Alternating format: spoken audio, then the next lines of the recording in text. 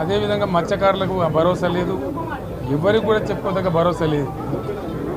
ఇందులో విశేషం హైలైట్ ఏంటంటే ఆర్థిక మంత్రి ప్రతి మాటను ఒత్తి ఆ డబ్బు వచ్చినప్పుడు అదేందుకు పెద్ద మహాప్రపంచ విజయంలాగా ఒత్తి చెప్పడం తప్ప కొత్తది ఏమీ లేదు. ఒత్తి పలుకులు పలకడం తప్ప కొత్తగా చెప్పింది ఏమీ లేదు.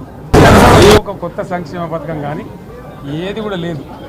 మహిళల పట్ల కూడా చాలా స్పష్టంగా చెప్పాల్సిన అవసరం ఉండే, కానీ వాళ్ళు మేము 1,00,000 కోట్లు ఇస్తాం అన్ని రుణాలు, ఆ రుణాలు వీలేదో ఇస్తున్నట్టుగా అది ఆల్రెడీ ఉన్న స్కీమే, నథింగ్ న్యూ అబౌట్ ఇట్, ఏమి లేదు. వెరసి ఇష్యూ యాజ్ ఏ హోల్. దురదృష్టం ఏంటంటే, చాలా బ్యాడ్ లక్ ఏంటంటే, మేము కూడా ప్రభుత్వం ఏర్పడిన తర్వాత కనీసం ఒక 6 మాసాల సమయం వాళ్ళకి ఇవ్వాలని మేము అనుకున్నాం. నేను కూడా శాసనసభకు దగ్గర రాలేదు, కానీ ఈరోజు బడ్జెట్ చూస్తే ఏ ఒక్క పాలసీ ఫార్ములేషన్ జరగలేదు. రాష్ట్రానికి సంబంధించినటువంటి ఏ ఒక్క విషయంలో కూడా ఈ అర్బక ప్రభుత్వం ఇప్పటి వరకు పాలసీ ఫార్ములేషనే చేసినట్టుగా కనపడతలేదు.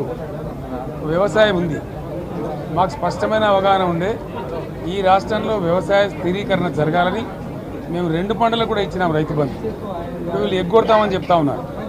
మేమేదో రైతులకు ఇచ్చిన డబ్బును దాన్ని పాడు చేసినాము, చెడగొట్టినాము, దుర్వినియోగం చేసామన్న పద్ధతిలో దురదృష్టకరమైన వ్యాఖ్యలు చేస్తూ ఉన్నారు.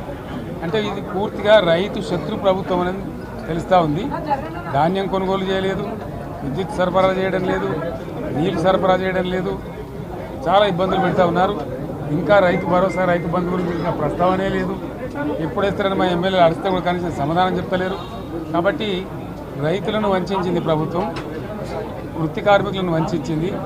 ఒక్క పాలసీ, ఇండస్ట్రియల్ పాలసీ ఏమిటి? ఏమి లేదు. బట్టి గ్యాస్ ట్రాష్ పంచరంగ ఈస్మాన్ కలర్ లాగా చెప్పడం తప్ప, స్టోరీ టెల్లింగ్ లాగా ఉన్నది తప్ప బడ్జెట్ చెప్పినట్టు లేదు. రాష్ట్రంలో వ్యవసాయ పాలసీ ఏమిటి, పారిశ్రామిక పాలసీ ఏమిటి, ఐటీ పాలసీ ఏమిటి, ఇంకా ఇతర అనేక పాలసీలు, పేద వర్గాలకు సంబంధించిన పాలసీ ఏమిటి అనే దాని మీద ఏ ఒక్క దాని మీద కూడా గ్యాసు ట్రాషే తప్ప, చిల్లర మల్లర ప్లాట్ఫామ్ స్పీచ్ లాగా ఉంది తప్ప అది బడ్జెట్ ప్రసంగం లాగా లేదు.